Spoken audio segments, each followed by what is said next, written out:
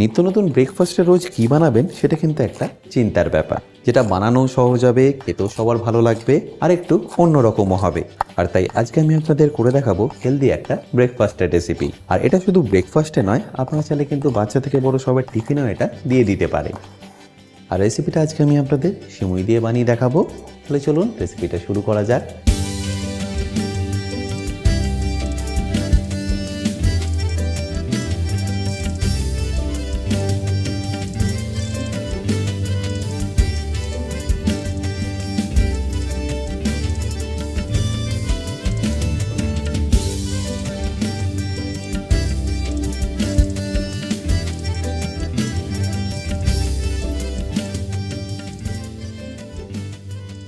By the way, আমি chef Atanu, আপনারা দেখছেন অতনুর রান্নাঘর। আর আজকে আমাদের রেসিপি সিমুই উপমার।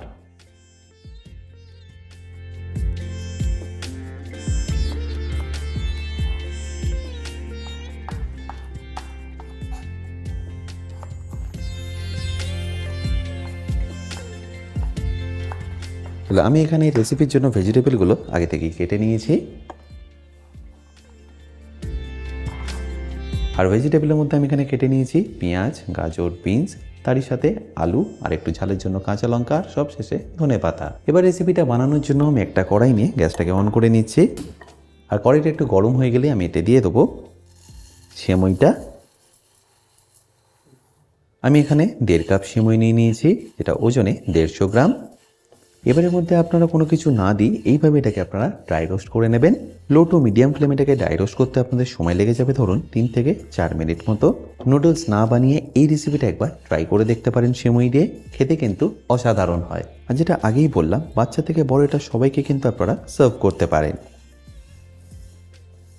আশা করি নিশ্চয়ই দেখতে পাচ্ছেন এর কালারটা কিন্তু আস্তে আস্তে চেঞ্জ হয়ে গেছে।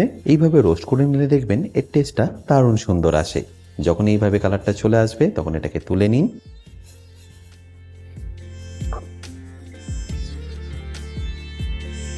এবার এই একই কড়াইতে আমি এখানে নিয়ে নিচ্ছি ঘি। আর ঘিটা নেওয়ার পরে আমি এখানে সর্বপ্রথম ভেজে নেব কাঁচা বাদাম আর কাজু। বেসিক্যালি আমি আপনাদের সিমুই দিয়ে উপমা বানিয়ে দেখাচ্ছি, আর পুরো রেসিপিটা দেখলেই বুঝতে পারবেন এটা বানানো কতটা সিম্পল। প্রথমে এইভাবে কাজু আর বাদামটাকে আপনাদের একটু লাল লাল করে ভেজে নিতে হবে। আর যখনই দেখবেন এরকম লাল লাল করে ভাজা হয়ে গেছে তখন এটাকে তুলে নিন।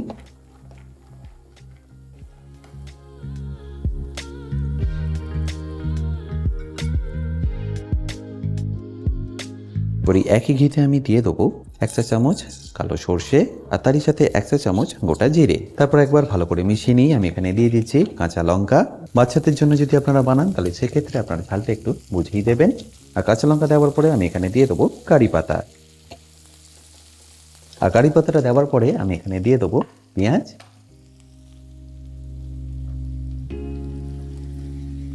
আর তারই সাথে কেটে রাখা আলু। যেহেতু আলুটা কুক হতে একটু বেশি সময় লাগে তাই জন্য এখানে আমি পেঁয়াজের সাথে দিয়ে দিচ্ছি।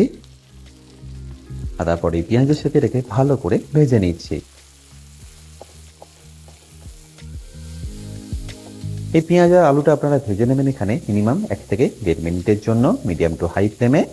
আর যখনই দেখবেন এই আলু আর পেঁয়াজটা হালকা কালার চলে এসছে তখন এখানে বাকি ভেজিটেবলগুলো অ্যাড করে দিন। আমি এখানে আগে থেকে কেটে রাখা গাজর আর বিনসটা অ্যাড করে দিচ্ছি।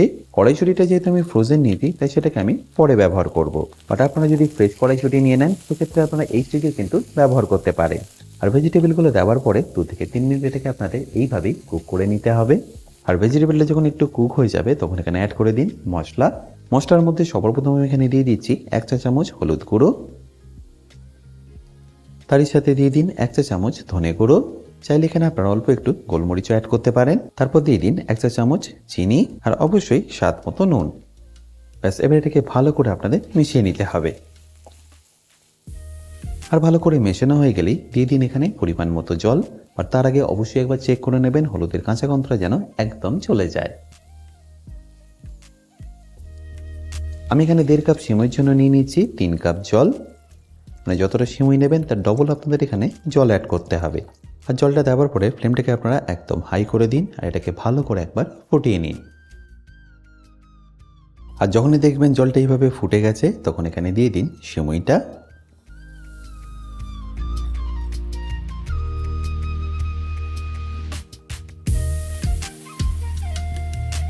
তারপর এটাকে একবার ভালো করে মিশিয়ে নিয়ে ফ্লেমটাকে লো টু মিডিয়াম করে ঢাকা দিয়ে ফুটিয়ে নিন। এইভাবে ঢাকা দিয়ে এটাকে আপনাদের ফুটিয়ে নিতে হবে 5 থেকে 7 মিনিটের জন্য। আর এই সিমুই উপমা যতক্ষণ কুক হচ্ছে আমি আপনাদের একটা চাটনিও বানিয়ে দেখাচ্ছি, যেটা দেখবেন এর সাথে খেতে দারুণ সুন্দর লাগে। তার জন্য একটা মিক্সিং জার নিয়ে তার মধ্যে আমি সবার প্রথম দিয়ে দিচ্ছি ফ্রেশলি গ্রেট করা নারকোল। এটির সাথে যাবে অল্প একটু ধনেপাতা, 2-4 কোয়া রসুন, 2-3টে যাবে আদা স্লাইস, এছাড়াও ঝালের জন্য দিয়ে দিচ্ছি কাঁচা লঙ্কা, তারপর দিয়ে দিচ্ছি স্বাদ মতো নুন। চটপটা করার জন্য অল্প একটু বিট নুন এখানে আমি অ্যাড করছি। ব্যাস, এবার এটাকে খুব সামান্য জল দিয়ে ভালো করে পেস্ট করে নিন। আর এবার দেখুন এটা এখন 5 থেকে 7 মিনিট হয়ে গেছে, তাই আমি আপনাদের ঢাকনাটাকে খুলে দেখাচ্ছি। দেখতেই পাচ্ছেন সিমুইগুলো এখানে কিন্তু এখন পারফেক্টলি কুক হয়ে গেছে। ব্যাস, এই স্টেজে আপনাদের এখানে দিয়ে দিতে হবে অল্প একটু কড়াইশুঁটি, আর তারই সাথে ভেজে রাখা বাদাম আর কাজুটা। ব্যাস, এবার এটাকে ভালো করে একবার মিশিয়ে নিন।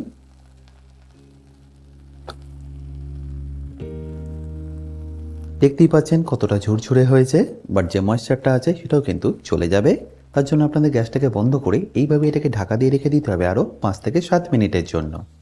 আচ্ছা, এখানে বলে রাখি, আপনারা যারা এখনও আমার অতনু রান্নাঘরের অ্যাডভান্স কুকিং কোর্সটা নেননি তারা নিয়ে নিতে পারেন আমার নিজস্ব ওয়েবসাইট www.otonurannakar.com থেকে।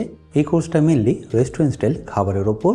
রেস্টুরেন্টে কি গ্রেভি বা কি সস বানিয়ে রাখে যার জন্য আপনাদের 10 থেকে 15 মিনিটের মধ্যেই এই খাবারটা পরিবেশন করতে পারে, সেই সব কিছু আমি শিখেছি এই অ্যাডভান্স কুকিং কোর্সে।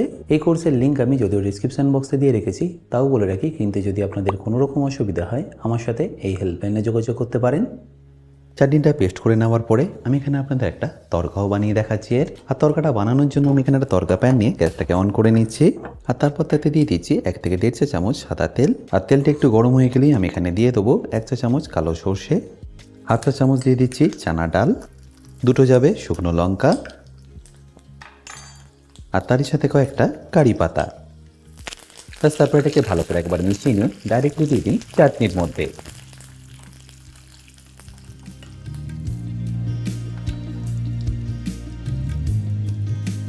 ব্যাস, তারপর এটাকে ভালো করে মিশিয়ে নিলেই চাটনি কিন্তু আপনাদের perfectly ready.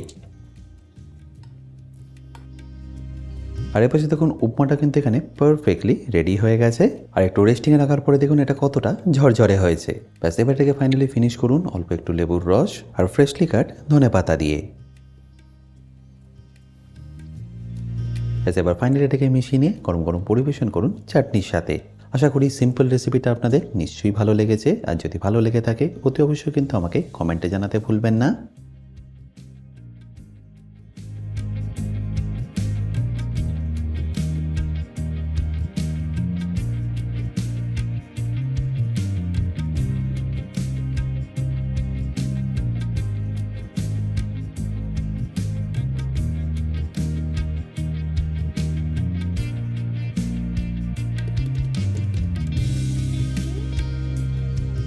By the way, আমি শেফ অতনু, আপনারা দেখছিলেন অতনুর রান্নাঘর। দেখা হচ্ছে আপনাদের সাথে একটা নতুন রেসিপি নিয়ে নেক্সট এপিসোডে। ভালো থাকবেন, সুস্থ থাকবেন।